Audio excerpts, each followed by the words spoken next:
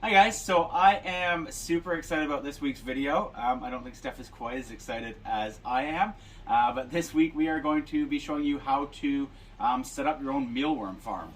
So if you've been following us from the beginning, you know that Steph and I just completed a full 365 days of only eating what we could catch, grow, harvest, or raise. And we're super, proud that we accomplished that, but also found there are a lot of gaps in terms of sustainability just in what we were doing. We were still buying at least 50% of our chicken feed, so we now want to cut back on that and start providing more of our own food for our chickens as well, just to cut down on things we're purchasing and become more self-sufficient. So one of those things is mealworms, which is a great source of protein for chickens, especially during the winter months when they're molting, and it helps keep them nice and warm as well. So we are going to get this set up and show you how to do that so that you can raise your own mealworms as feed for your chickens. So our mealworms actually arrived the other day in the mail, and we'll put a link down below in the comments for where you can order mealworms as well if you wanted to start your own mealworm farm. And we just got them into the bin quickly just to kind of put them in there with some food before we properly got our farm set up. But this is what they look like. And you can see the white ones there are the pupae. And obviously the mealworms are sort of the longer ones that are there as well that you would feed to your chickens. And you can kind of store them and dry them to feed to your chickens, or you can throw them in there live, and they love them. So that's what the mealworms look like, and we're going to open the next tub there and show you the beetles, which is what lay the eggs that turn into the mealworms. So in our top tub here, you can see that we have the live beetles, which are the adult form of the mealworms, and they're just sort of in a bed of oatmeal that's in there. You can also use any kind of bran, really, so wheat bran that they eat for their food source. And then how they actually drink is they get moisture from fruits or vegetables. So in there we just cut up a couple pieces of potato and carrot, and we'll show you in a little more detail about that once we get them into their proper home to get started. But this is the adult form of the mealworm that will lay eggs that will allow us to keep this cycle going. So what you'll need if you want to start your own mealworm farm is one, or we've kind of got two smaller ones, and we may just keep adding on depending on how well they go, but 3-drawer plastic containers here that will show you what we're going to do with them.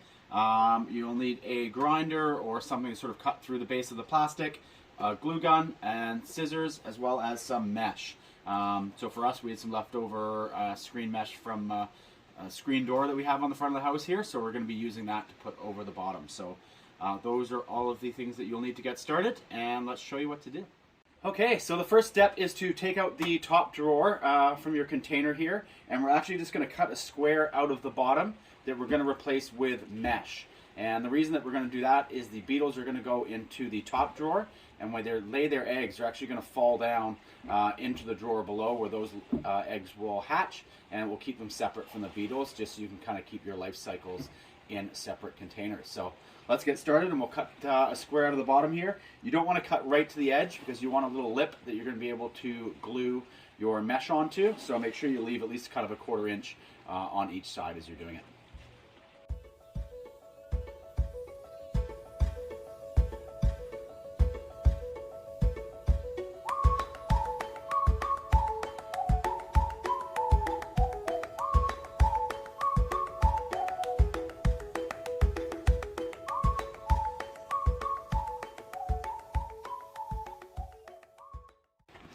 So, not the prettiest job in the world, but it'll do. We'll just clean up these edges a little bit here, make sure there's going to be no plastic that ends up into our mealworm farm.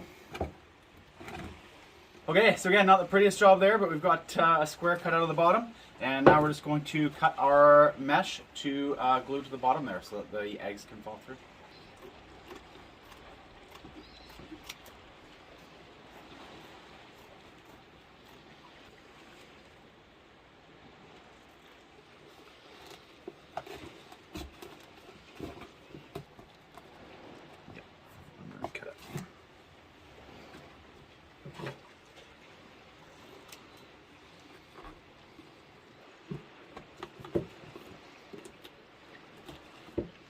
That looks pretty good.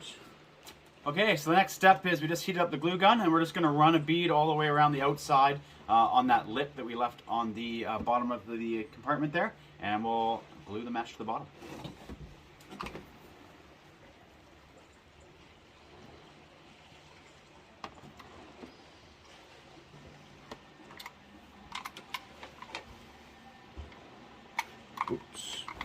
Don't do that. It's been a while since I've used a glue gun. Work quick. Okay, I'm just going to move it off of that goop that I put there. And we're just going to place this in around the edges here. And you want something just to push this into place, because that glue is going to be hot.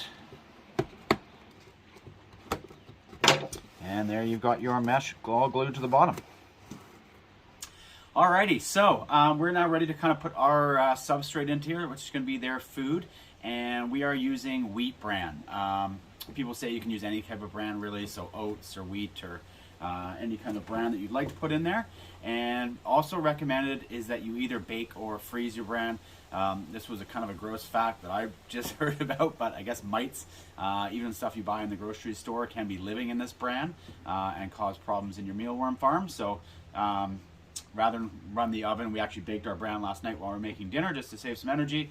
So we've got this here, but this was in at 170 for about half an hour last night, just to kind of kill any potential mites that are in there. Gross fact, weird, eh? So we're going to put this into the tub here. And some may fall through the bottom at the beginning, but that's okay. And we've got a few bigger ones of oats we had left over as well, so we're just going to mix that in and put a bit of both. And they say that the depth that you want is kind of anywhere between 1 and 3 inches, so just enough that they've got enough food and enough living space in there, and they can bury down in there, which is actually where they'll lay their eggs. So when we move the beetles over, we'll get some more base in there as well, so it's enough. But yeah, the females will actually bury down and lay their eggs at the bottom, which is what we want, because then those eggs will drop through into the unit below. So let's move half of our beetles into this guy to get it started. So these are the ones that we showed you earlier. Like we said, they came in the mail last night, so there are a few dead ones in here that we'll scoop out of the way eventually, and this is probably going to gross Steph out. She's not going to let me in the house after this, but we'll start moving some of these beetles over here.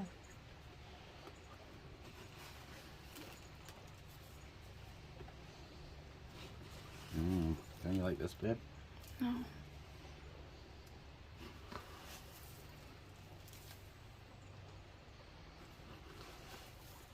So we probably want to move about half over. There's a piece of potato that we put in there, and we'll leave the other half in this one. We're going to have to do the base on this one as well still, but we'll move half the beetles over, and then we'll scoop out some of those dead ones once we're all done here too. Alright, so that's sort of what you want, and again, they get their moisture from fruits or vegetables, so you can put in orange slices or potatoes or carrots or any kind of vegetable that contains a lot of moisture. So we've got some little cucumbers left over from the garden here, and you want as much surface area as possible, so we're going to kind of slice them that way. And put the dry side or the skin side down so that they can see on the top there. You can kind of see, I'll show you on this potato, you can see that they've actually kind of dug in and eaten that top part there, which is where they're getting their moisture from. So these cucumbers have a lot of moisture in them, so that should be some good food to get them started there. So we'll put those in.